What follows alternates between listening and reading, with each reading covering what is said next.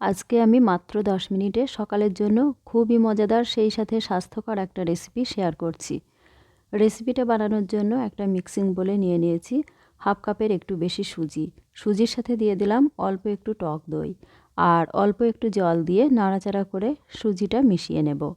এর সাথে হাফ চা চামচ লবণও দিয়ে দিতে হবে। এখন লবণটা মিশিয়ে নিয়ে ঢাকা দিয়ে একটু রেখে দেব। ততক্ষণে আমি সবজিগুলো রেডি করে নেব। একটু গাজর এভাবে গ্রেট করে নিয়েছি, টমেটো আর পেঁয়াজগুলিও ছোট ছোট করে কেটে নিয়েছি, আর একটা পেঁয়াজ আর ধনেপাতা কুচি করে নিয়েছি। এদিকে সুজিটা অনেকটাই ফুলে গেছে। এখন সবজিগুলো একে একে দিয়ে দেব। যে সমস্ত সবজিগুলো সিদ্ধ হতে বেশি সময় লাগে না সেই রকম যে কোনো পছন্দের সবজি দিয়ে এই রেসিপিটা বানাতে পারেন। এখানে অর্ধেকটা গাজর গ্রেট করে নিয়েছি, দিয়ে দিলাম, আর ছোট ছোট 3টি পেঁয়াজগুলি কেটে নিয়েছি। একটা ছোট সাইজের টমেটো বীজটা ফেলে দিয়ে কেটে নিয়েছি। একটা ছোট সাইজের পেঁয়াজ আর একটু ধনেপাতা কুচি করে দিয়ে দিয়েছি। এখন সব সবজিগুলো সুজির ব্যাটারের সাথে ভালো করে মিশিয়ে নিতে হবে।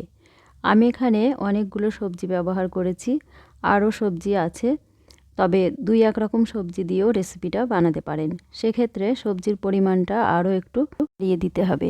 আমি এখানে অনেকগুলো সবজি দিয়েছি, তাই অল্প অল্প করে ব্যবহার করেছি। ঘরে একটু পালং শাক ছিল, ওটাও একটু দিয়ে দিলাম।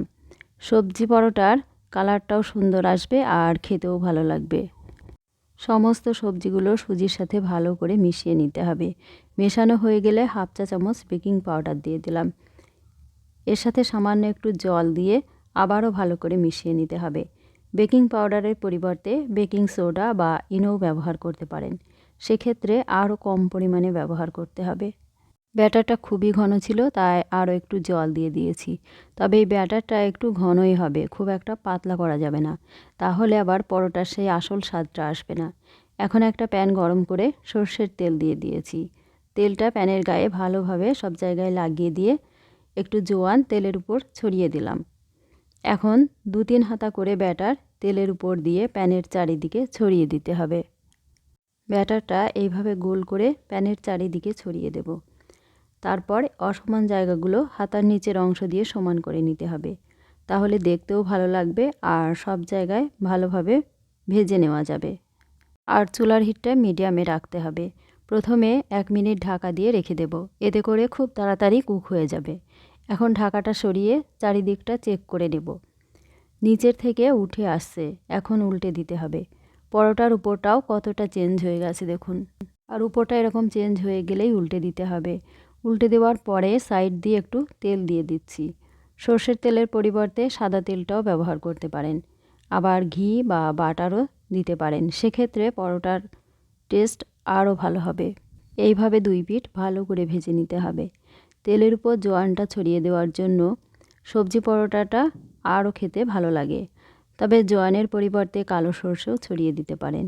2 পিঠ খুব সুন্দর করে ভেজে নেওয়া হয়ে গেছে। এখন তুলে প্যানে আরও একটু তেল দিয়ে দিয়েছি। একইভাবে একটু জোয়ানও ছড়িয়ে দিলাম। তারপর বাকি ব্যাটারটাও দিয়ে দিলাম।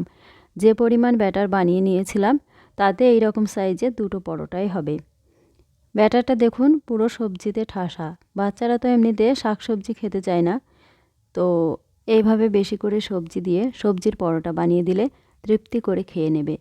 না বললে কেউ বুঝতেই পারবে না কতটা সবজি এতে দেওয়া আছে। আর খুব সহজেই যে কেউ এটা বানিয়ে নিতে পারেন। আর এটা বানাতে বেশি সময়ও লাগে না। 2টো পরোটাই ভেজে নেওয়া হয়ে গেছে। এই পরোটাগুলো গরম গরম খেতে খুবই ভালো লাগে।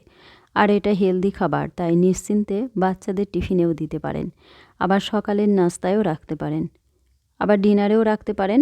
এখন একটু দেখিয়ে দিচ্ছি ভিতরটাও কতটা সফট হয়েছে। আশা করি আমার এই সহজ রেসিপিটি আপনাদের ভালো লেগেছে। ভালো লাগলে প্লিজ লাইক, কমেন্ট ও শেয়ার করুন, আর আমার এই ছোট্ট চ্যানেলটা সাবস্ক্রাইব করুন। পাশে থাকা বেল বাটনটি অন করে রাখবেন আমার পরবর্তী ভিডিও নোটিফিকেশান সবার আগে পাওয়ার জন্য। সবাইকে অসংখ্য ধন্যবাদ।